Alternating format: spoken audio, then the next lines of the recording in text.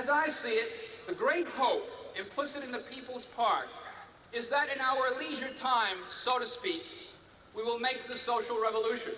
Property is not a thing to keep men apart and at war, but rather a medium by which men can come together to play a people's part.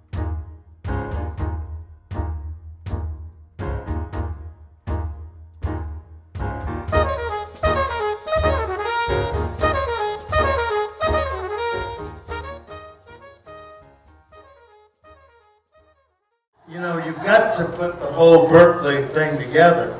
The 50s were an extraordinarily interesting time. I moved in on Bonita, near where Allen Ginsberg and Gary Snyder and Corso were living.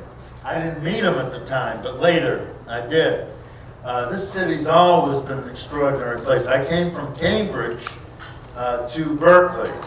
And Berkeley was like a wide open possibility. You knew there was a possibility of revolution when you came to Berkeley, always, even though I was a liberal at that time. What radicalized me was the shot in the head to Kennedy when we knew the repression was happening and the putsch was happening. And Michael, I didn't meet Michael actually, well, I met him when the park was going, largely because Carol was going down there with the kids and participating with the situation. When the situation happened with Dan and Take the Park, I got out of town real quick and went up to Kesey's place and then ended up going to Woodstock.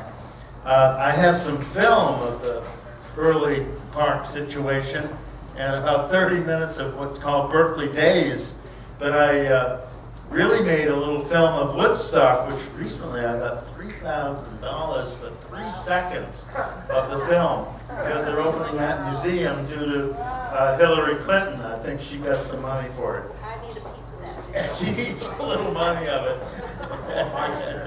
But in any case, I think it's good to put the park in perspective. I really got engaged with Wendy and Michael after the park situation when I came back from Woodstock, and we got engaged in the politics that grew out of People's Park. I've been in the Third World Strike situation. I wish John Simon was here tonight. We used to go up to that situation on the campus, and then over to San Francisco State every day to the action that was going on there with the Third World Strike. Berkeley radicalizes us, but also the events radicalized us. Michael was always suspicious that there was a national input into the People's Park massacre, which it was. And so I did research and found it's always easier to look back to do the research than when you're in the midst of it. It was very clear that Nixon and the gang had a meeting in Miami in April, and they couldn't conduct the war. He couldn't conduct the war because the students were out north, south, east, west, everywhere, plus the high schoolers. And they met in Miami. Kissinger, Nixon, Kleindienst, the whole Rehnquist, the whole cast of characters, they met. And they decided they had to suppress the student movement or they couldn't carry on the war. And the first target popped up because Reagan was the governor here. And they sent Agnew to coach Reagan. This is all in the papers if you want to read it. It's all there. I did the research on it. And they decided to hit Berkeley first. It was an obvious target. It was popular. It was in the news. It was a national situation. The People's Park was at the center of it. It was the most radical event happening.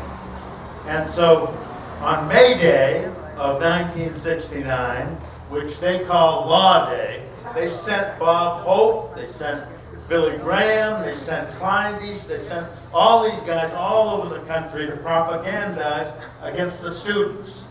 So badly that Nathan Pusey, who's no radical at Harvard, and one of the Rockefeller payees that he put in position at Harvard to make the divinity school conservative and not radical,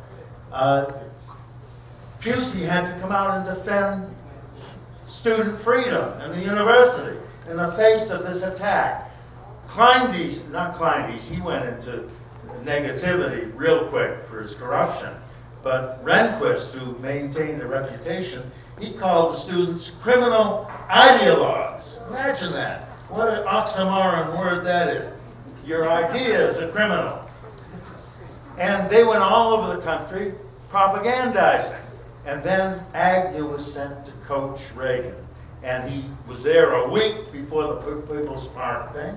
And in they come and they hit the park. Well, that story's fairly familiar. People have told it. But what happened was it did, in fact, suppress the student movement for a little bit. But the second attack was Kent State. Again, the same MO, a Republican governor, coach, to take a few shots, take out a few students, get them back in the dorms, get them back in the class. Of course, that erupted big time. And Jackson State after that. It's in the history. It's nothing new. The reason I was interested in when Reagan ran for governor, for president in 1980, it was as though he had no record. Our media is such a brainwash propaganda system we have, they didn't even touch his record. Reagan, who's going to be put into the center of the rotunda next month with Nancy obeisance to it, is going to replace the great Starr King of San Francisco, who was one of the finest abolitionists, patriots, who really kept California in the Union to stop slavery. One of the great men of time is now going to be moved back to Sacramento, and Reagan is going to be put into the rotunda. Here's a man who made his reputation both making people afraid that blacks were going to move next to him and oppose the Rumford Fair housing bill, a racist, a man who attacked the Berkeley students, used them as privileged people who were out on the streets and building parks and anti-war and for black people, etc. And he hit them hard. They were an easy target in a certain way. We knew the movement was important, and they knew it was important. Who's the abolitionist? What? Starr King. Who's the abolitionist? Starr King, the great Universalist minister in San Francisco, who was put into the Hall of Statuary in Washington. Now they're putting Reagan in his place, a racist, attacker of the students, and rose to prominence in the backlash to the movement that was happening all over the country, which was really incandescent here in Berkeley, particularly in California, the West Coast, in New York, the Greenwich Village, all of it. And they were afraid of it. They couldn't carry on the war with what was going on. Well, this is the national situation. There's a lot of misunderstanding about the 60s. The books that have been written, who's that Harvard guy? Gitman? Todd Gitman? Terrible analysis of what happened. There are a couple stories on it. One, that it died and was suppressed. Of course, we know the whole COINTELPRO program and how repression across this country after the putsch of the people who took over from the political leadership that was assassinated, not just the big four, Martin and Malcolm and the Kennedy brothers, but thousands, maybe several thousands of others. I remember one night working with Michael and Wendy, I learned a lot from those two about political action. They had learned the ropes of the cities in a way that nobody else, well, all kinds of people, Frank and many people had it, but they had it too. We had the committee to end the air war, about a dozen of us. We had the committee for working class studies, because we were basically Trotskyists without being in the party. Anyone who's intellectually... Speak for yourself on that one, Paul. What? Speak for yourself on that. I'll speak for myself on that, but only that I think from an intellectual point of view, we never were part of the party, we never joined, but we had a perspective. Anyone who doesn't think Karl Marx or Sigmund Freud or Albert Einstein are not tremendous influences on the 20th century isn't reading, isn't learning. And these people have been suppressed in our lifetime, their work and their perspective. But certainly in that period of the 60s, Marxism, neo-Marxism, C. Wright Mills, tremendous people. I'm thinking of the psychologist who wrote Sane Society. Who's that? Eric Fromm. These tremendous writers who were neo, in other words, not being dogmatic, but were coming from an understanding of society and around psychology and around science, like Einstein, who was also a peace man. These were having impact on us. And the moment now is extremely interesting. My perspective is that we were treading water for a long time outside the ballpark. That since the Kennedys were killed, essentially we had no democratic politics. I don't mean Democratic Party, but I mean just democracy in America and a propaganda system extraordinaire. This last election brought together elements of the movement that had been developing for 40 years who were able to put into the presidency a person who had some understanding of the perspective we've been coming from for many years. We were really outside the ballpark before that. Carter almost broke through a little bit for a moment until they took the presidency away from him. Clinton never was out of their hands. And suddenly we have a situation. I'm most grateful for Obama. I didn't work for him, but I'm glad he's our president. He's a man who's intelligent, can understand, is a learner, and knows a lot of what we've participated in. He's obviously in reign to the power structure in a very difficult, precarious, almost deadly situation. But for the first moment, our movement is now in the ball field. We have a chance to build a movement that could really do some of the things that we were always at all these years. Here I am, 75 almost. I feel really I'm just in the playing field now. We have a tremendous movement to build. People's Park stands as a kind of touchstone to all that in its beginnings. And now we're in the ball field.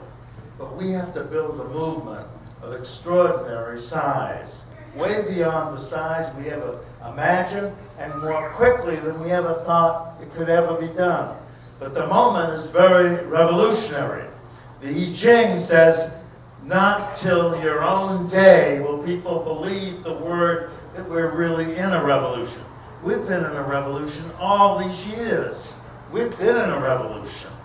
We've been in a struggle. My brother, who is a Trotskyist, Dan, he thinks it's going to get bloody. I know that unless we organize on a large level, it will be bloody. There's a lot of needs in this society that have not been met. We know all these details. We know the situation of blacks and Latinos and poor whites and working people in general who now look at the auto workers having to give up these contracts when they complain about these CEOs. They couldn't break the contract to give them a bonus. Look what's happening in Detroit and all across the country. This is a moment of tremendous stress and possibility. What's that? No, never have we had this opportunity. So in a sense, even though we're elderly, I feel like a young man. This is the moment Dan has to be calling, take the part. Take the part. And the part is the nation to begin with, because this is the center of the imperium. This next week, after 100 days of Obama, Dan Barrick and other Christians, I call myself a universalist. I'm a universalist Unitarian. but I'm taking on the capital C name to go with Dan Berrigan and others, and we're going to go to Lafayette Park, and we're going to get arrested at the White House because the policies of Obama, his administration, are a carryover of what's been gone down over the last umpteen years. I don't believe his heart's in it. I hope his heart's not in it, but I think he's a learner. And we've got to confront these inadequate policies coming out of a tremendous public election. I think the people of the United States of America are way ahead of the politicians for sure. I don't think they're necessarily ahead of Obama, but he needs a movement to carry him, and we have a moment. Yeah.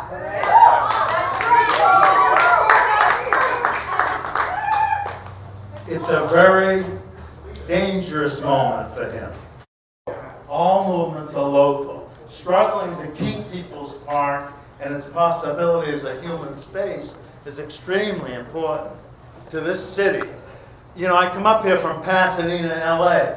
I hate to tell you, but LA is a lot more radical than it feels up here in the Bay Area. People are a little complacent here. It's kind of like when my brother came out here for the first time and only time, he said, I can't stay here. It's too much like paradise. I can't be a revolutionary here. And went back to Boston and Cambridge. A lot of times there's a complacency here because of the history and the political correctness and all that. But I find LA, which is more difficult to organize, has more organized effort and radicality than up here. I don't know the facts here. I'm not grounded here like you are. But we need to recreate the energy and depth of the movement that we've had always here over the 40 years, and people are doing that. I'm not being critical. I'm just giving a little intuition. But now is the moment, and People's Park's meaning is keep it up, but also it's a touchstone to what we have to do on a world level. It's a world revolution we're in. And we can perhaps accomplish it or not within our lifetimes. It's happening so fast. And we need to know more economics and to know more knowledge and all the rest. Frank Bardacke and all you folks have some of that. I've said enough. I believe, along with a line in a Graham Greene book, that love is the greatest risk. Love is the greatest risk. To love. And in those days, there was a cultural movement and a political movement, and we were in the center of a Venn diagram. And so what I like to do is reclaim the narrative of People's Park as truly a spontaneous and even somewhat leaderless, despite Denny's introduction, act of collective love. And it was a love that really marked the beginning of reclaiming Mother Earth, of reclaiming Mother Nature, showing to the world that we were not going to be apathetic when it came to an ecology movement. We may not have had all of those words, but it really was spontaneous. And I've spent the last years reading about it and forming a lot of political kind of beliefs. And I will say that I think every time people say to me, well, where's the violence in my book? Where is, it's really known as, and then they list a bunch of post-May 15th events. Now, we should have a moment of silence for James Rector and Alan Blanchard. We should even say, do the ends justify the means, even when we're not the ends, even when we're innocent and not culpable. I've had that brought home to me as a leader many times afterward. Okay, I've seen what it's done to some people's lives on the other side, to people who loved Alan Blanchard, and he was an artist. And they're not happy about how People's Park began because of that, even though we didn't do it. And yet, there are many other people that say that's just why the park should be considered sacred ground. And over the years, many people have sent me their papers. And one of them that I like the most shows how the People's Park is sacred ground in terms of the cycles of renewal and decay. I want you to go away today remembering that everyone who says at a different time, the park looks forlorn, sorry Dan, the park is in a state of disrepair, the park doesn't have diversity, a red herring to say there's too many homeless people, that park will spring back to life if it's allowed to live and breathe as a public space. So I think Michael and I definitely had the idea in mind, oh Michael, along with love, because it was a place where we as two lovers met. It was exactly in between both of our domiciles. I mean, it was really, really exciting. I was 20 years old, and it was really exciting to be in love with someone 11 and a half years older than I am. But yeah. That had a cost too, and Michael knows what some or all of those costs were. We paid a price. Michael paid a heavy, heavy price for political activism. I got off totally unscathed. In fact, because of the People's Park, I got into graduate school. I wrote my book, I put on a leather jacket, and it was really hip. I got into the Graduate School of Journalism. So, again, I came to Berkeley as a teenager, and I already had an undergraduate degree, and I'd been accepted to UC Riverside with a full teaching fellowship. But I came to Berkeley to think it over because UC Riverside had a dry river. And I was very surprised. And I didn't like Berkeley at first, but I stayed. And I participated in some of the most exciting events in my life, namely the Third World Liberation Front strike, the strike to establish Black Studies. I hadn't met Michael yet. I was an activist on my own, and I was snake dancing through Barrows Hall. I attended, Paul Glusman has always impressed me as having the wit to decipher things. I wish he were here. He was arrested for his own participation, as was Michael, I think, in Moses Hall. I went to Eldridge Cleaver's 101 class where he made some interesting points about white people being afraid of the night and associating black people with the night. And I would like to say something that I think is pretty radical. As we celebrate the creation of People's Park with its place in ecology, I would like people to think, when we spent so many years protesting the Vietnam War, and I started at a very young age with that, and we absolutely had to. We gave up a lot. A lot of us gave up careers, a lot of us remained alienated either partially or permanently.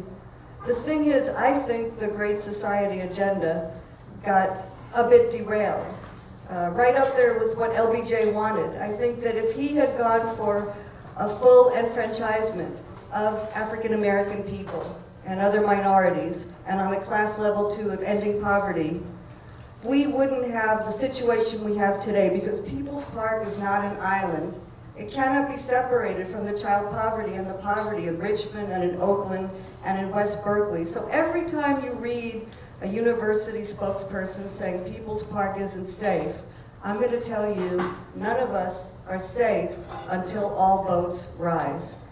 Michael and I knew that then, you know that now. This is the agenda I would like to see, an agenda that commits to picking up on the idea of the Great Society where it left off. And I have a biracial son, I have a black son. He experiences racism every day. When my ex-husband and I each left our house, it was a totally different story, okay? I would like us to commit to fulfilling that agenda. And even as we go and protest, against the American presence in Iraq and Afghanistan, and of course, if there's a draft, I'm gonna just tear the place down, okay? And I'm also gonna fight against Homeland Security, because that's just BS. And I don't wanna be, locked up on some trumped up anti-free speech charge. But let's get back on that agenda. Let's see the big picture, and please go out and read Don Mitchell. Terry's book is fabulous, and I think I may have turned you on first. Don Mitchell wrote some books about the People's Park, but his specialty is public space. It's gathering, and it's almost like Jean-Paul Sartre, it's existentialism. If you can't be, you can't have an essence. So it's like Maslow's pyramid. The bottom of the pyramid is just being. And as the homeless people are pushed out and pushed around, they're really not being allowed to be as human beings. And so the park to me represents the quality of mercy. It's not strained, it droppeth like the gentle rain. That's what it means to me. Okay, we must never forget that 40 years ago, only Frankie, the woman from England, a heroin addict, she was the only homeless person at the time. And you listen to Irene Hegarty, who I like and respect, Director of Community Relations at Berkeley, who owes her job, as a few other people do, to the founding of People's Park, and she will tell you she accepts homelessness as a permanent condition. I do not. I do not accept it. I want everyone who can to work. I've worked for more than 40 years straight. I mean, I could give you all kinds of labor theory. I don't make much money, but at this time, of course, it's a privilege to work. I'll always work. I'll always have to work. But I want other people to be able to do that too and to keep fighting within the work world. And my final message, as a leader without leading, like Bruce Lee, the art of fighting without fighting, is you have to believe each of us can make a difference every single day by our presence, by our character, who we are. Never lose sight of who you are as an individual, who you represent, and who you love. And for me, I'm positive all the time. I start out with great music in my head each day, and I end the day with great music in my head. So I wish you all the same. Yeah. Woo!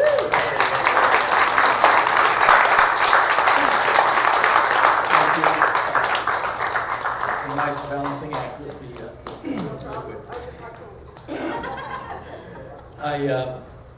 we didn't hear from Dan Siegel and Ann Wiles when the mics were being passed around. So I want to say that the one thing I remember from that day when Dan was speaking in Sproul Plaza and the mass of people were sort of standing around, I sort of wondered, well, what's going to happen? What's going to happen next? At the end of Dan's speech, he said, let's go take the park. And that was it. That's exactly what was going to happen, and it did happen. And Dan? Thank you. It's really nice to be here with you all today. I'm sorry, actually, that it's a night of reunion. It's also Ann's high school reunion over in Marin, so it's really kind of a culture shock evening, especially after spending all day working with the National Union of Healthcare Workers that's taking on Andy Stern in the SEIU and trying to bring some union democracy to the labor movement and some vibrancy to the workers' movement. So it's an interesting day, but you know, the story of taking the park is really one of the most accidental events that I've ever been part of. We learned a lot when I was tried for inciting the People's Park riot. And what we learned, among other things, was that the UCPD had its own microphone inserted into the speaker's mic on the steps of Sproul Hall that had been used almost every noon since the days of the free speech movement. And they recorded what was said over the mic. And the way we learned that, and the reason my speech ended the rally, is that after I finished speaking at about 12:38 or 12:39, the cops turned the sound off. So no one else could speak. And Tom Hayden's been angry at me ever since because he was too behind. And, you know, there are also, frankly, more legitimate people who, legitimate in terms of the park struggle, who were planning to speak and lay out what the People's Park Steering Committee had talked about the night before at Bill Smith's house, which was, you know, what was happening in those days. And I wasn't part of that discussion. The cops turned off the sound equipment. Everybody looked around and said, yeah, I guess we go down the street, which was obvious. But the interesting thing that we picked up at the trial, that after they turned off the sound amplification, the police recorder continued to go. So the conversation around the mic, people said, why did you do that, Dan? And I said, I didn't do anything. And Tom said, I wanted to speak, and all of that was picked up by the cops on their tape of the event, which we played at the trial. People may remember that it ended in my acquittal. You know, I love listening to Wendy, and she's always been a tremendously hard act to follow. I think all of us bring different perspectives on what the park meant, and to me what it really meant was fighting with the university and the power structure in California and attempting to assert some level of self-determination for us as a university community that would have some say as members of that community over the key decisions that were being made. And if you think about the political struggle that you see going back to Slate and the free speech movement and Stop the Draft in 1967 and the Third World Strike in 68, 69 and Vietnam moratorium in the spring of 68, the anti-war movement, the Vietnam moratorium starting in the fall of 69, all of these struggles had at least two aspects. They had an aspect of mobilizing students to fight for their demands and fight for their beliefs, but they also always wound up as a fight with the university about whether we could in fact act in our community to assert our political beliefs and our principles. And everyone knows that's what the free speech movement was about. When we tried to have the Vietnam commencement in the Greek Theater in spring of 68, of course the university wouldn't let us. The Hearst didn't want that, said we had to have it on the Sproul Hall steps, and so on. So I think that at least in part, explains why there was such determination among the student community and people who lived in Berkeley to fight for the park. But it also explains how hard they fought against us and how willing they were to use lethal force in a situation where it hadn't happened before. Hadn't even happened during the Third World Strike. During the Third World Strike, the cops from San Francisco pulled some pistols on people, but no one was shot. And yet, People's Park, obviously, we were shot at and killed and maimed. And maybe that was something we weren't all prepared to see happen or to anticipate happen. But my takeaway from it is that the University of California was and is a complete bastion of establishment rule, if that's what you want to call it. You want to call it the rule of the big business interests, the capitalists, the power elite in our society. And so to the extent to which we continue to care about the legacy of the park, to me it's a legacy of fighting the university. John Yoo, who is convicted by world opinion of being a war criminal, continues to be a faculty member in a school which teaches people to uphold the rule of law. I mean, is there anything more absurd? Or you see BP and major drug companies coming in and subverting the university to their research interests, their money-making interests around biofuels or drugs or bioengineered substances, plants, animals, and so on. So the fight isn't over. And hopefully we will all continue in that fight as long as we breathe. Thank you. First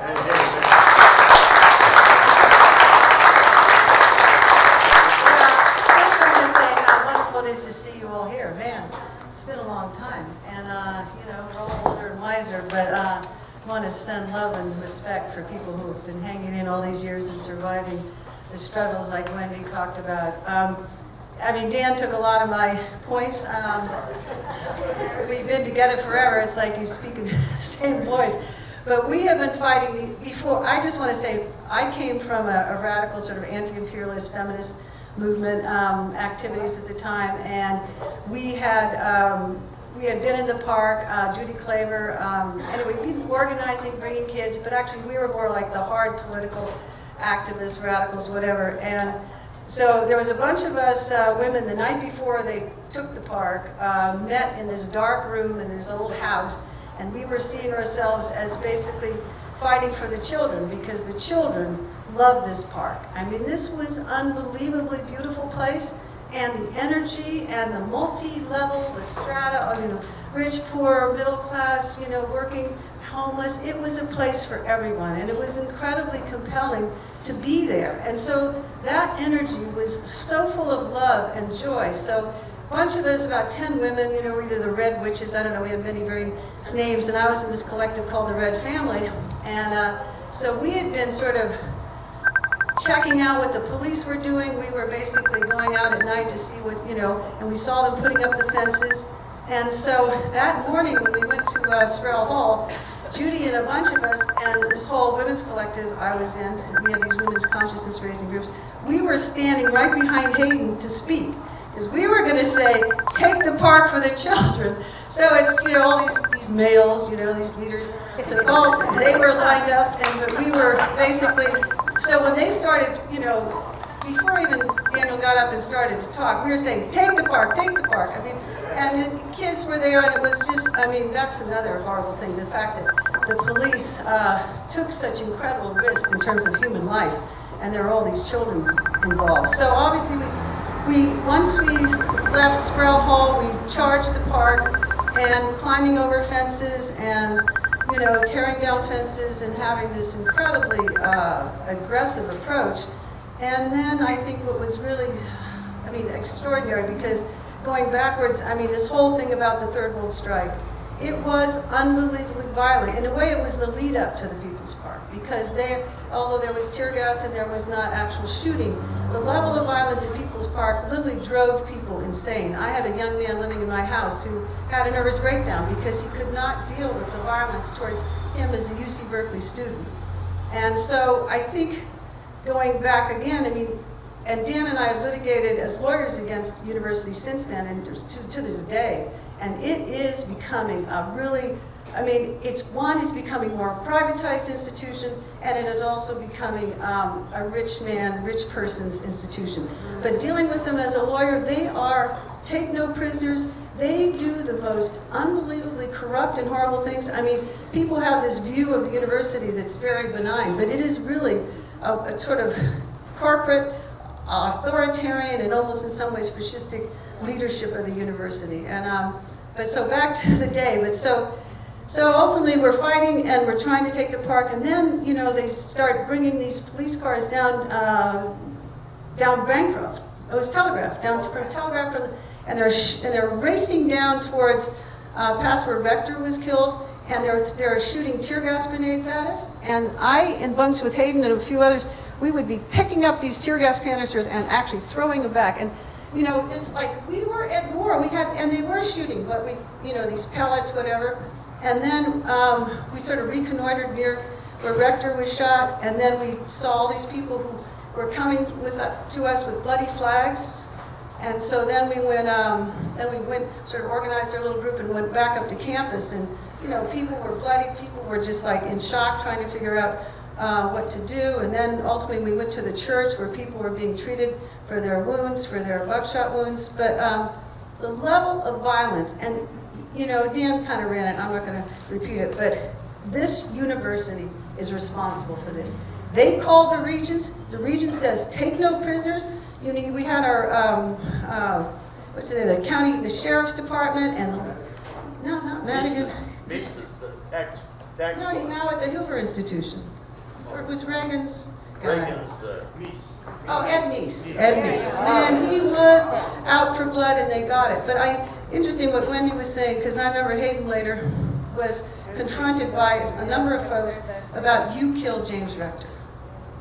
And he felt, you know, I mean, I was with him when this person came up to us on the street and said, you know, how dare you bring it on, in a way. So I think we do have to take, I mean, I don't know if we should take responsibility for it, but because how could we ever have thought that that level of violence would be used against us? But I just want to say the core of it is the university. The university is still trying to get that park. They're still trying to eliminate that park from the people. And I just think, you know, every decade or so there's a fight. My first case out of law school was representing Michael Delacour because and Russell, they got busted because they lit a fire in front of Cody's, you know, between Dwight and Telegraph Avenue to celebrate the whatever anniversary of People Park, 20-year anniversary. Anyway, so just to say, we might have to organize ourselves again to fight this university and keep the park. Anyway, thank you. I'm loving being here. Thank you. Thank you both. I have a few memories of the violence of that day, including, of course, James Rector. I saw him on the roof after he'd been shot. But before that, I saw Sergeant Santucci of the Alameda County Blue Meanies shoot Chris Van in the butt with buckshot as Chris was running down the street away from him. And that was the first inkling to me that people were actually being shot. And I remember screaming into my little Euro tape recorder, all right, they're shooting now, they're shooting people. And it was stunning. It was in front of a big apartment complex on Dwight Way called the Americana, interestingly enough. I think it's still there. Anyway, I followed Chris and found him. He'd been rescued by somebody in a back apartment off the street, and he was lying on a bed with his pants pulled down, and there were all of these red welts in his butt where he had been injured. I've often wondered what happened to him, where he is now. I'd like to ask Frank Barneke if he would come up and stand here in front of us all and tell us what he was doing. I really don't know what your role was back then, Frank, so fill us in.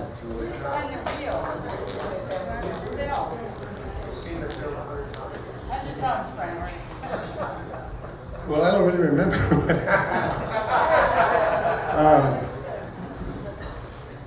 You know, the People's Park, in my memory, it has a different role than for most people here because I left town, and so it's a memory of youth, not necessarily a memory of place. You know, it's your place, and so it makes sense to you. It makes a deeper sense to you than it makes to me in terms of my trying to reconstruct my life and what it meant. I also have a lot of trouble sort of placing in historical context events that I was part of, because they all seem so important and world historical to me, and it's hard for me to judge the extent to which they are meaningful to other people and actually played a significant role in the course of events.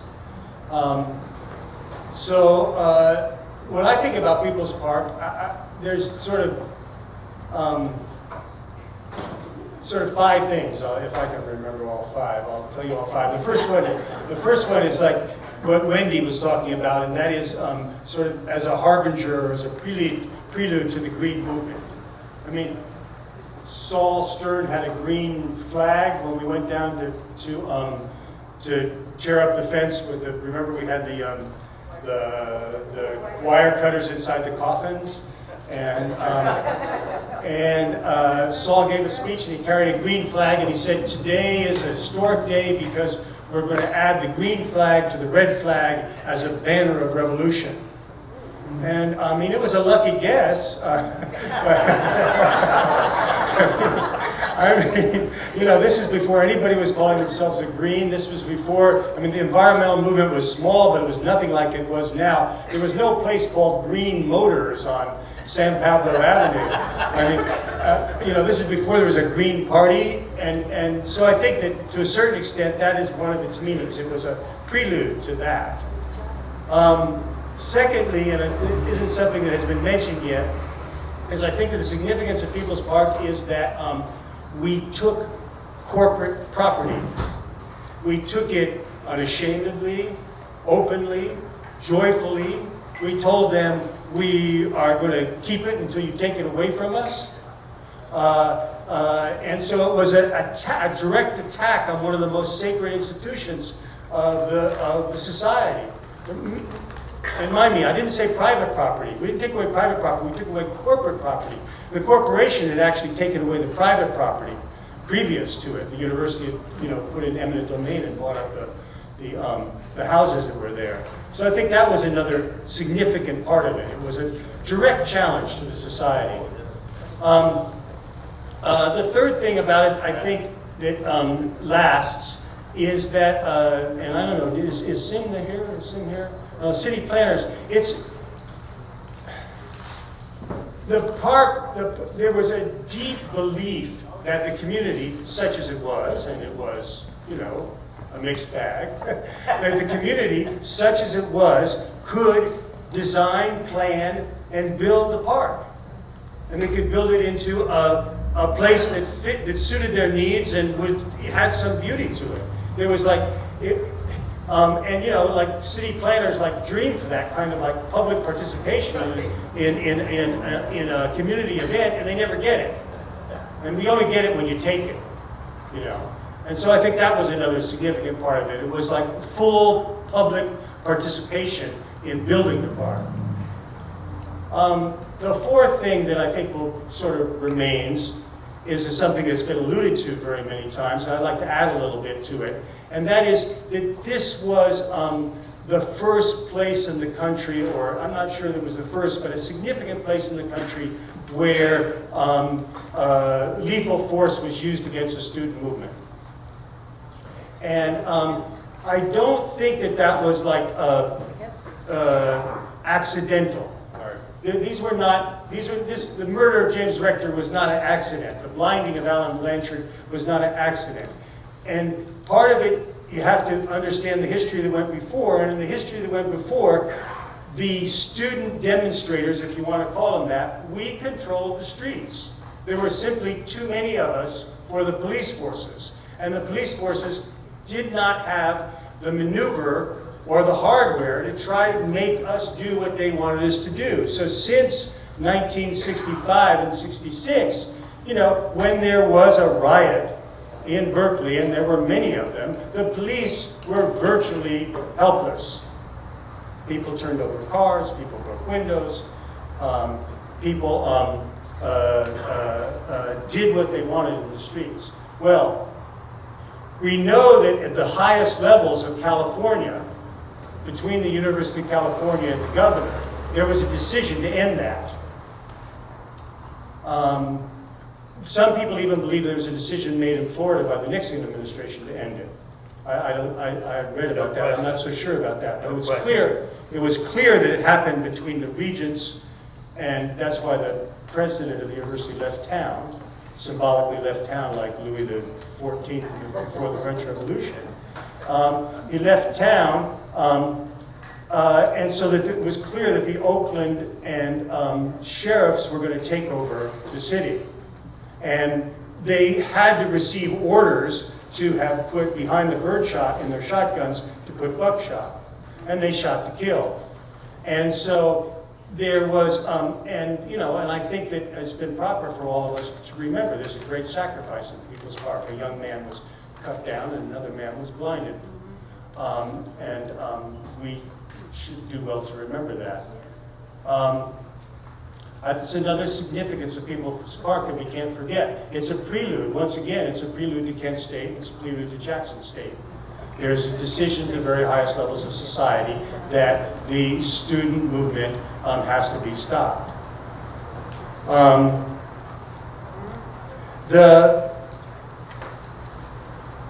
The other thing about People's Park, and this is maybe somewhat a little bit too autobiographical and not really its largest significance, is that to me People's Park was at the very same time a triumph of the youth culture and kind of a symbol of its weakness.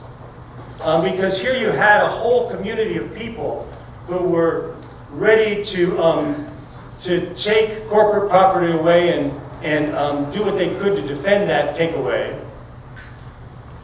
And had dreams of a different kind of way of organizing society. But they weren't powerful enough, they didn't have enough social weight to make those dreams come true. That in order to have the kinds of changes in society that we wanted, they needed allies elsewhere in society that had more social significance than just youth. So I think of People's Park sort of in the same way that I think of like in Japan in 1968. You know, in Japan in 1968, every single major university and college was shut down for a year because of student strikes. Every single one. Meanwhile, life went on outside all around them. It didn't have that much significance in society.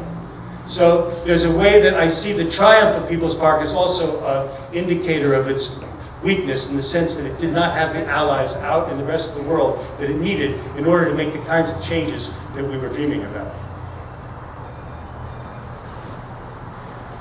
Is that 5? I don't know. I'm very thankful to the people who invited me to come here because I'm really no longer a member of the community, and I'm glad to celebrate with you. And I believe in memory, you know.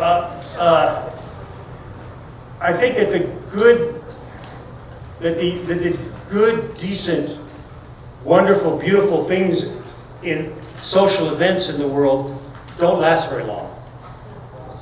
They're crushed pretty quick. But they're remembered for a long time. They cast a very long shadow. SNCC, how long did SNCC last? 2 years, two or 3 years as an effective force.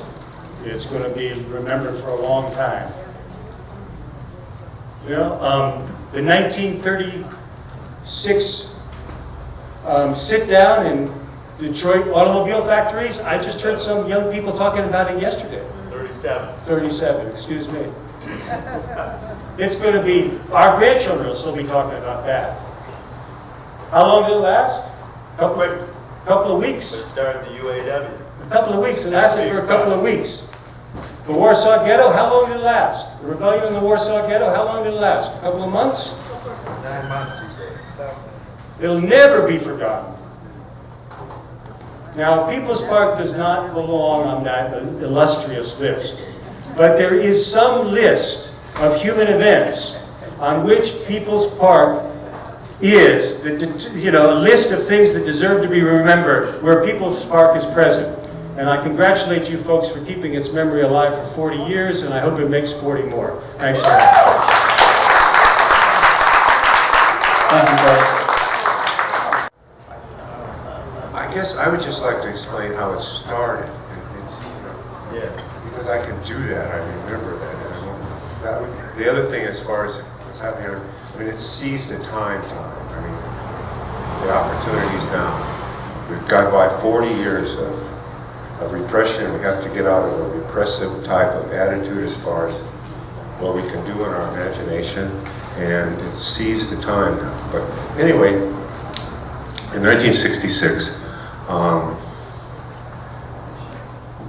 Bill Miller and I and others started doing at Provo Park, which is now Martin Luther King Park. It was called Constitution Square Park or something at the time. We renamed it to Provo Park, and we started doing these feedings, sort of the Food Not Bombs trip, and having concerts. And then in the process of those concerts, we would talk about the war. Anyway, by 1969, which there was a Republican, I mean, you can't believe it, but there was a Republican. They were all Republicans, except for Dillon's, on the city council. Anyway, I think I'm right, might be wrong there. Anyway, we took, train of thought. I'm sorry. This is one of the successes of the park is there wasn't one dominant individual that could speak really well in front of it. And I really kind of think that is a success in a sense. If I look back, why are other things? I mean, usually they go after the individual and they cream him, and then what he was for, they cream, you know, what his head was about. And so I came from a very repressed San Diego background and didn't learn to read until I was 19 years old. And I come into this academic community, and you know, basically the people that this school produced, which I finally ended up going, were my bosses in the Defense Department.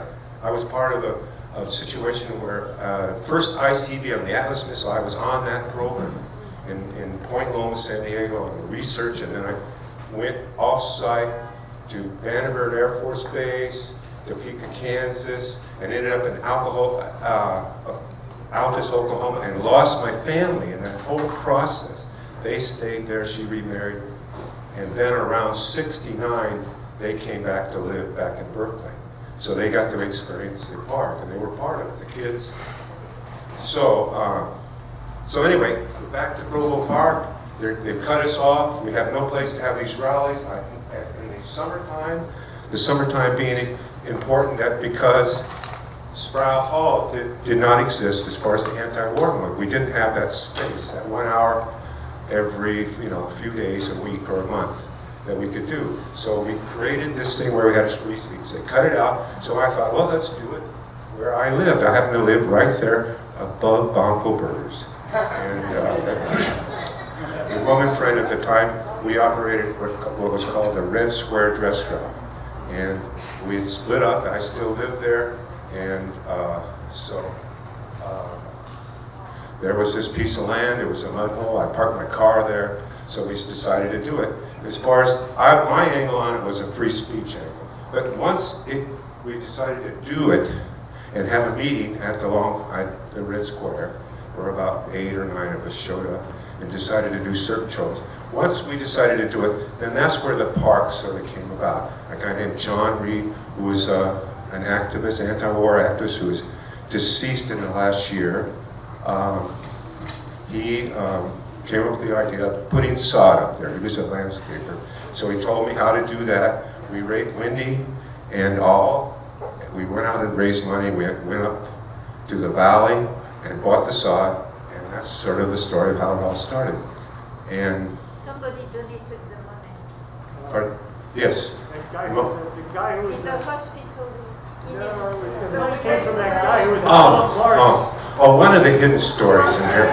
Okay, you only want to hear about that. Okay, let's do that. Okay. See, one of the hidden stories, which I don't think it got part of the book, which I really think we should include it.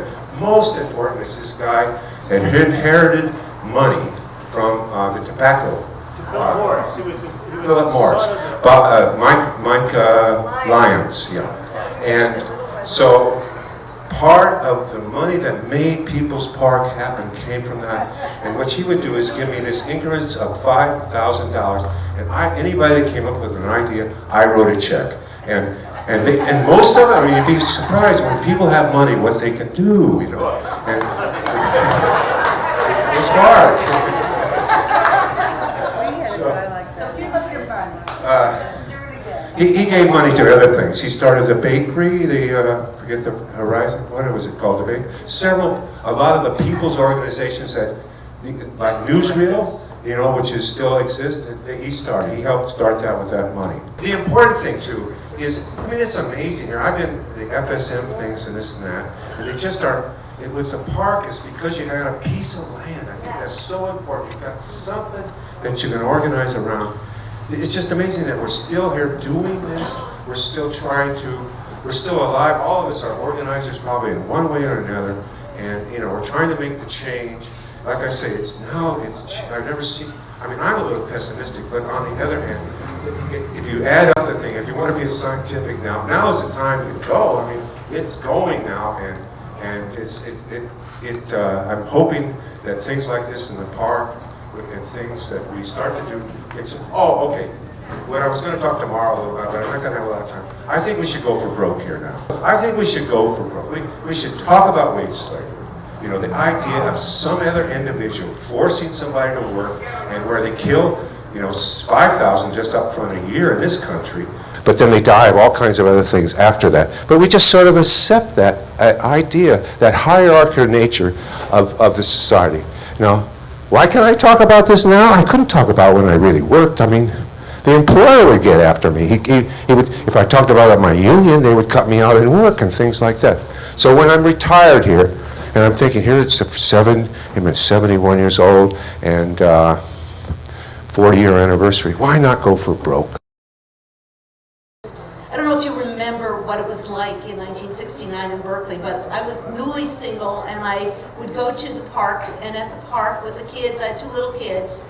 My kids were 1 1/2 and 3, and I'd have to swing them, right? And I'd have to follow them around to the sandbox and watch them. Frankly, I loved my kids, but that isn't how I envisioned my life. Following them around and swinging them. And somebody said, well, you gotta come up to the park because there's tremendous things going on there. So I went up to People's Park, and I found that I could be part of building something, and my kids could play. They went off and they played with the other kids. I didn't need to push them. I didn't need to follow them. They were safe. They were happy. They got involved. I think I have pictures of all of us standing in line with that sod, Wendy, moving the sod from place to place to place. So you know that the personal is political. I got involved in the park because of a personal need. And that personal need changed me forever. It changed Berkeley forever. And it even changed Paul, believe it or not, because He didn't know the park was going on until I said, hey, I'm going up to the park and I'm having a good time. I'm building something. I think that my role to some extent is to talk about what happened after the park, because the park was a moment in time. And it was, I want to come back to Wendy's first remarks, it was a place where love really did occur. It occurred amongst couples like us, Wendy and Michael and Paul and me, and it occurred between communities and women and their kids, and building something, the love of building something and seeing the flowers and seeing the green, the grass, and being able to be in a place that felt safe and felt important. But it was a point in time, and it too soon ended, and as a place that had that same sense. But what happened as a result of that, I think, is important and hasn't been touched on. I mean, we did find another piece of land. You'll recall the Ohlone Park. That the people of Berkeley fought hard to get BART undergrounded and free up land. And what was going to happen is BART was going to build high-rise apartments along that strip, right? And so that land that we had that was open was going to get filled up. And we identified it, and there were a bunch of people living on the other side of the Ohlone Strip, which was pretty muddy and pretty yucky looking. And we identified it as a place. And so when we couldn't go to the park anymore, we started to congregate along the Ohlone Strip. And we had created alliances with People's Architecture, a group of young men and women who were planners. Somebody's talked about SIM. And who thought that it was going to be important to have open space in Berkeley. And the park sure did underline the fact that we needed open space. And so we went and we actually created a political movement, the People's Architecture folks and the People's Park folks, that today is a legacy on the Ohlone Strip. We were able to keep it, the university, the city, and the BART. The city, we lobbied the city acquired the land, and it's still a place where people gather. So I think that's important. The other important thing that happened was the tenants union. Absolutely. Following People's Park, Wendy and Michael and Paul and I created parks around the city. We had remember that box? We had a box that we took various places with the police chasing after us, and we'd set up. And we had a microphone and an amplifier, and we talked about the importance of, human rights over property rights. And we went all over the city talking about that. And lo and behold, it really resonated with people. I was renting an apartment from Richard Bockenheimer, who was one of the notorious landlords in town. Now there's a building named after him, so shit happens. But in 1970, this city went on rent strike. We had a city, yes, in 1970. We need to do that again. Take back the city, take back the land. We went on rent strike, and the whole idea of the rent strike was a direct outgrowth of People's Park. It was an outgrowth of, okay, we live in these units, we should control them. We're not going to take them away from you. We just want to have some rights. We don't want to be evicted because you think we should be evicted. We don't want to pay more rent because you think we should pay more rent. And it was modeled after the unions, the labor unions in Detroit, the auto unions. And so we were negotiating in 1970 to create collective bargaining agreements with the landlords. So we, the tenants of Berkeley, were negotiating to collectively create collective bargaining agreements with our landlords. And there are still, the Bockenheimer Collective did in fact prevail and bought 4 or 5 pieces of property from Richard Bockenheimer. After all was said and done, they signed a collective bargaining agreement and bought the properties along Parker and Ellsworth. So the tenants union actually became part of that. The university, as sort of penance for their participation in bringing down the park actually funded gave money to the Associated Students to create the Tenant Action Project, which to this day is still counseling tenants. So I think, there were some very positive things that happened here as a result of People's Park, and they're still going on, that I think are important to remember. I just wanted to say that I think ultimately it was a social movement as much as a political movement, and that I hear what Paul's saying about organizing. I also think that the only way people get involved, especially these days when people have so many things on their mind, is by personalizing the struggle. There's only this much of the country, folks, that understand Trotskyism and understand what you're talking about. They really need to understand why it's important to them and their children, and to organize and to do something different. And unless we can communicate that directly to those people, we will not be able to create a movement. So that's where I am. Thank you, Carol.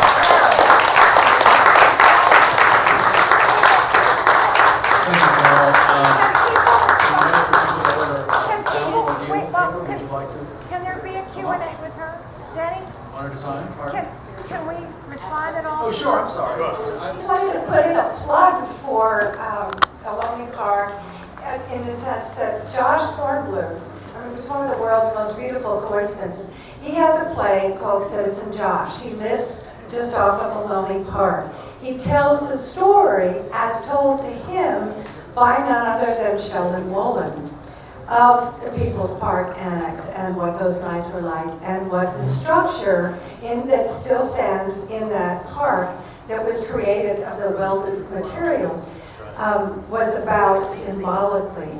And if you're going to talk about public space, you've got to talk about our beloved Sheldon Wolin, our wonderful professor who was with us at UC Berkeley in the free speech movement, and who left in disgust over the way the faculty and of course the students were treated. And he went to Princeton, and that's where Josh, as a freshman, encountered him. But Josh's evocation of the park, as I said, as told to him by his advisor, is in this marvelous play. And I think it would be really fun if people in LA brought him to do it. And there is some hope that it will be filmed, as some of his earlier plays have been. And again, if we're going to talk about public space, we have to start with Hannah Arendt. So I hope people will start reading again and really understand the history that came before us and how it came through a lot of discussion and really important reading. I was not here 40 years ago, but I was here during campaign against apartheid. I was a partner of Michael.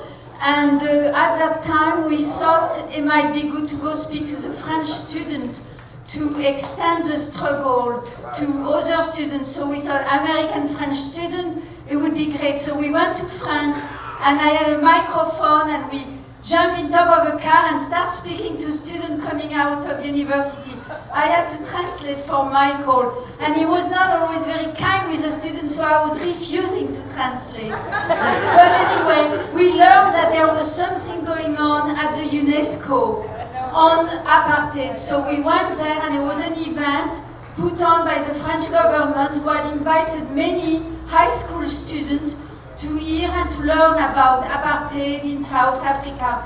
And there on the podium, there was an activist from South Africa invited by the French government. And he said, the one thing that inspired me was People's Park. And I said, well, one of the men who was there starting the struggle and People's Park is here in the room. So, but it's important to understand that People's Park inspired people and activists all around the world. And that they were empowered to start their own struggle, fighting for their land and their community. Because what America does, the world wants to do. You know, when the kids here do hip-hop singing, then the kids in Senegal are doing hip-hop singing in the street for creating a movement for democracy through hip-hop. So it's important to know that what we do here has an influence. I just spent the last 5 years doing activism in the Women International League for Peace and Freedom, and we had a campaign I was kind of pushing along called Women Challenge US Policy, Building Peace and Justice in the Middle East. And that brings me back to People's Park, because when we were in People's Park in the 80s, and the university was building this big cat sandbox, the $1 million sandbox, and we were trying to struggle against the university. We got shot by cops with guns and the same rubber bullets than the people in Palestine, except that the situation in Palestine has escalated and here it's relatively quiet for now anyway. But I just want to remind us that it's really an international struggle and we have to remain in solidarity with people of the world, and it's Earth's liberation, reclaiming the common, and our spirits, and our work, and ours, and life. So we want to nurture life on Earth, and let every living thing grow, and, you know, and be the most of what we can be. Thank you.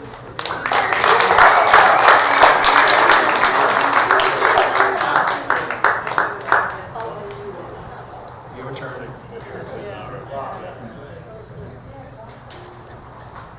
So I'm Alan Haber. I came to Berkeley in 1968, and first I went to jail for Eldridge Cleaver, that he should be able to speak. And People's Park was the next spring. There are a couple things I want to add to what's been said. I was involved a little at the beginning in sod and digging and so on. I don't really remember, like many things I don't remember too well. But it was joining into a social experience, and it has continued, and it's part of a connection among all of us here. And that's really the human warmth network. That's what the movement is, the human connections where we share in some kind of cause and energy. And I certainly want to remember David Nadel, his place.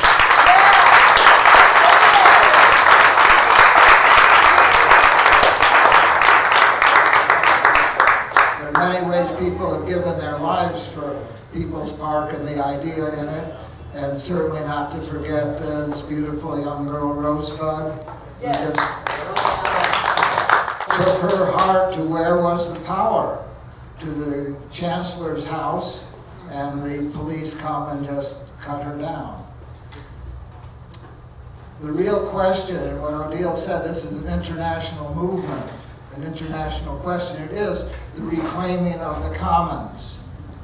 As capitalism has developed, as the state power has developed, as corporatism says it all belongs to us, that is the power, it is the people to somehow take back what has been the sustenance of how, where there is a piece of land, the forest, the pasture land, that people can common together. Common is a verb.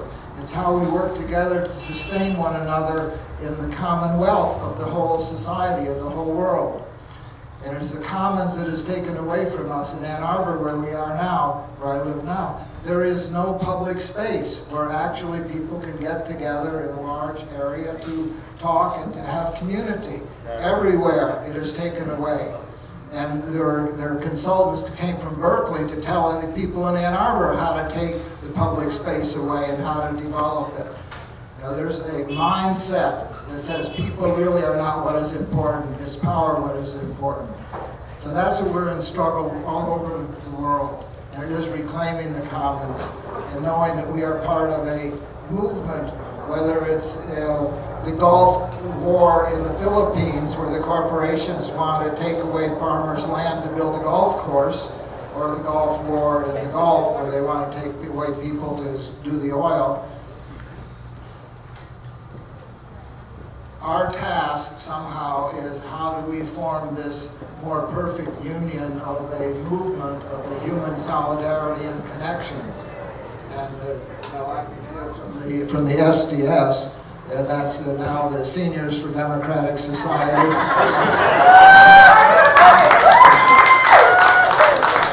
But it's the strugglers, it's the seekers, it's the committed people, it's the singers, it's the Sisters for Democratic Society.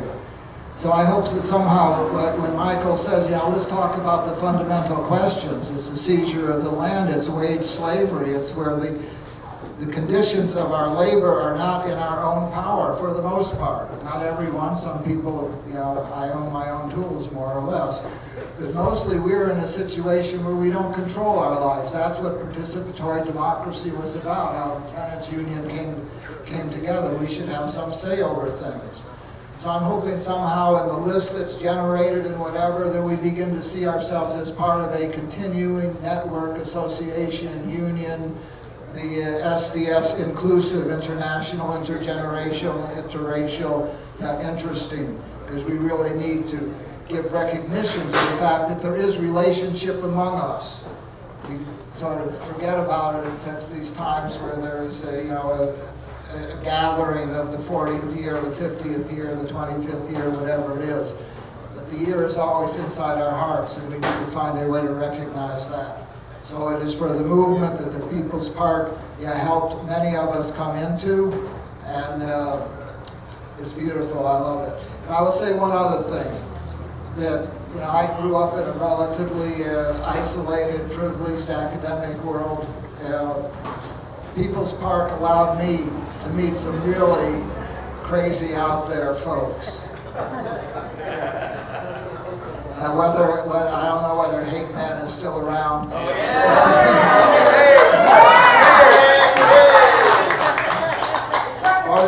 Or this chicken guy, whatever it is. It's a free space where we can break out of the social conditioning we're in and meet people we wouldn't otherwise meet. And it's a model for what is the beautiful society where everybody has their place of freedom, a little bit of land that is not owned by the state or the corporation. So I hope we can keep it going for many years. It is a struggle for the commons here and everywhere in the world. Thank you.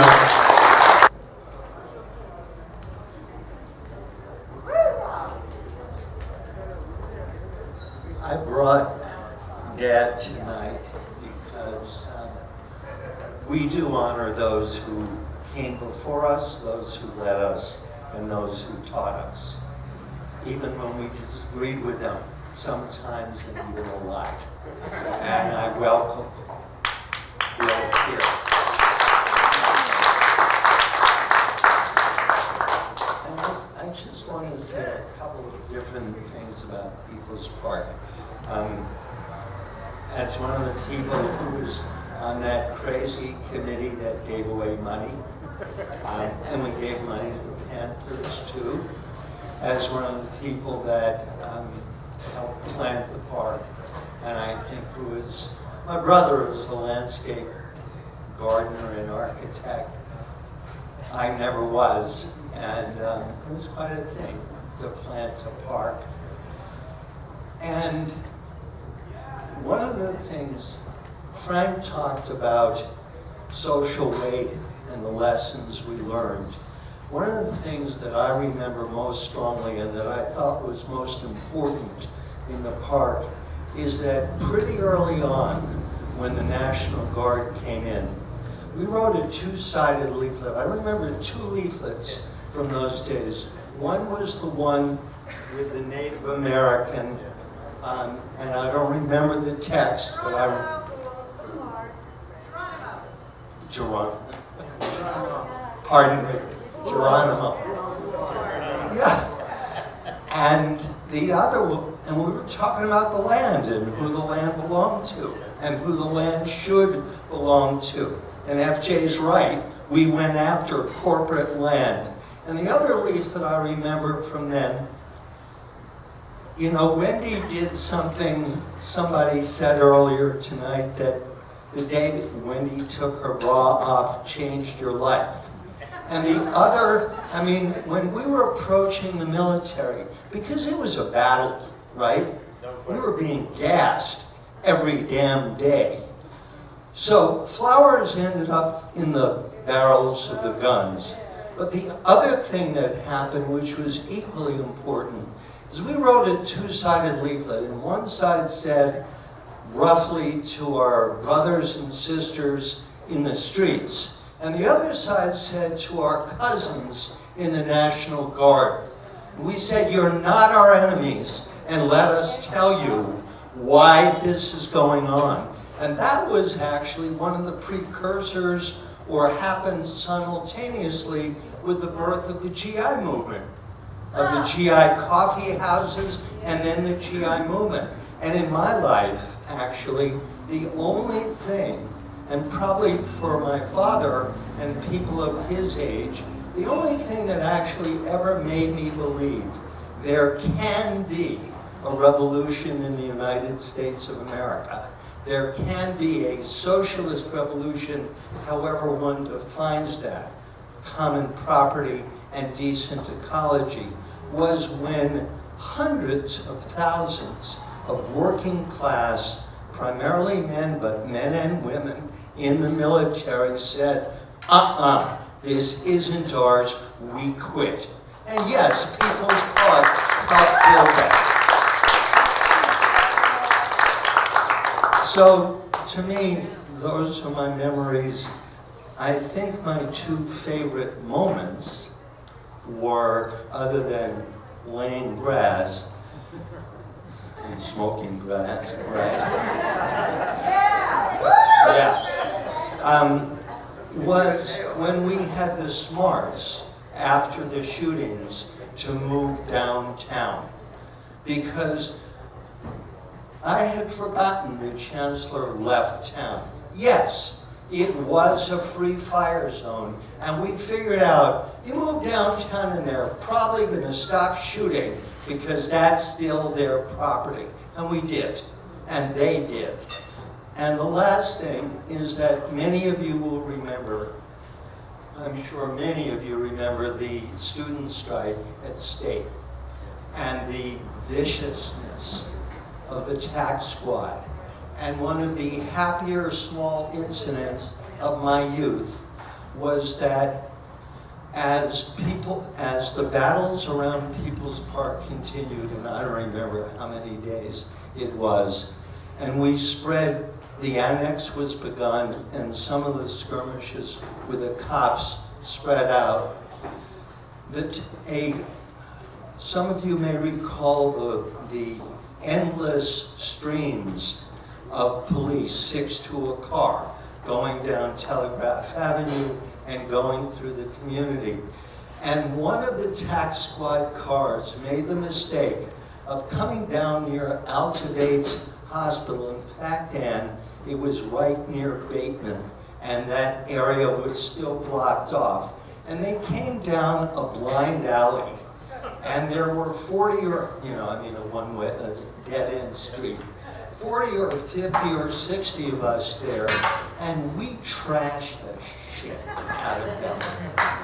And it's the only time I ever saw the tax squad turn and run. And that was nice. I just want you to know that we all went through our struggles, and you guys, you did 69, but I did 91, and 89 I met Michael, and in 91 I met majority of the people in this room, of all the people. But what we struggled for is when they did the volleyball courts. And I wanted to bring that up because there is a continued struggle from, 69. We didn't get tear gas. But what did happen was we had a lot of different police officers, I guess they call them the blue meanies. And I remember on the 4th day of the struggle, they said for all the women to go to the front and of the line and that was on Haste, to go down towards Telegraph Avenue. And I said, yeah, I'll go right in front. And we went, all of us just held arms. And all of a sudden you see the police officers just use their batons and start hitting like this. And next thing you know, I see this baton and it kept going in front of me and I kept going like this and going, I'm like, this is crazy. So I went back like this. And you can see that on TV. We have tons of clips of it. And I get a bunch of people calling me and saying, oh my God, are you okay? And I'm like, I'm fine. But what happened was a lot of women did get battered from it. And that was just a big mistake. You think it's a peaceful thing, but it changed everything. After that 4th day, it did change everything because the media was able to see, or the people saw from the media, that the violence was on the police side. But up to that 4th day, we all were battling with the police. The police were saying that we were throwing bottles. We had good people like Soul that got beaten like crap by the police. And so I just want everybody to know that struggle continued. But since the volleyball courts, as you all know, they're gone. So we feel, wow, we won again.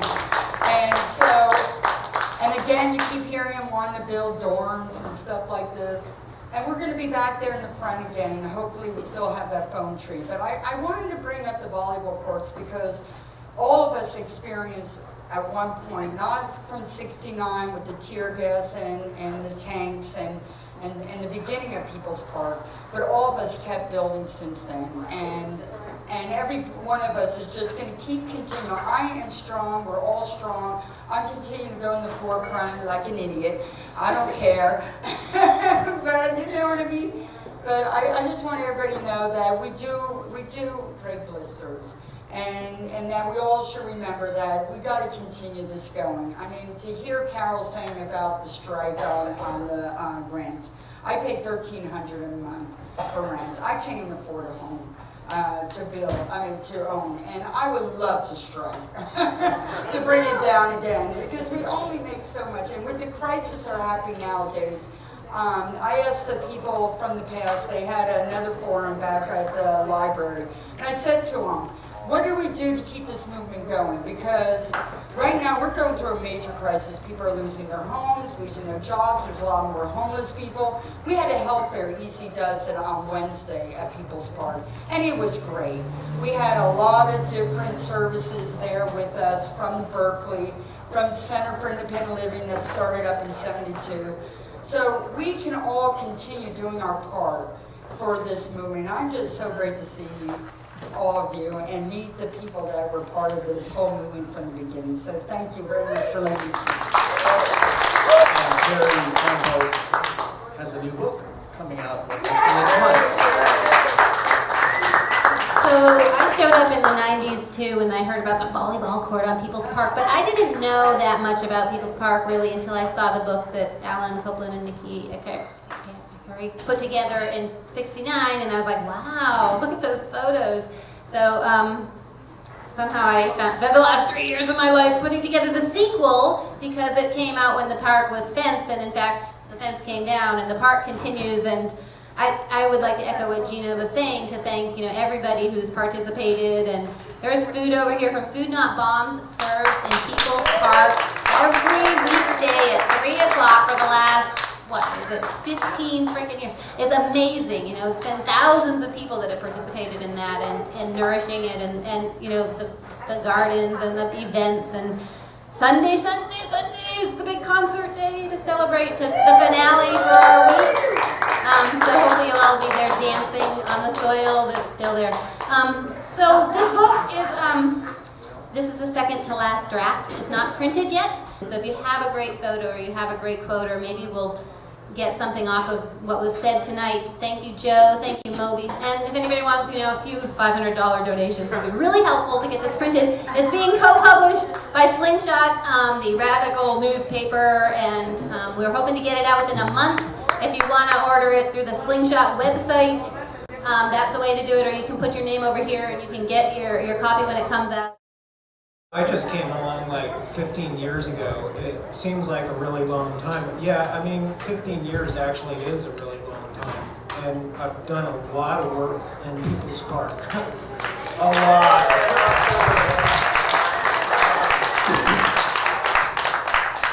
As I guess you're all aware of the fact that the park still isn't ours. So we built a free box last Saturday, and we were out there Monday and Tuesday cop watching the free box, and we all knew that they were going to come with massive force, and I don't know how many, a backhoe and a dump truck and 10 cops, and it's just me and 2 of my friends guarding the free box.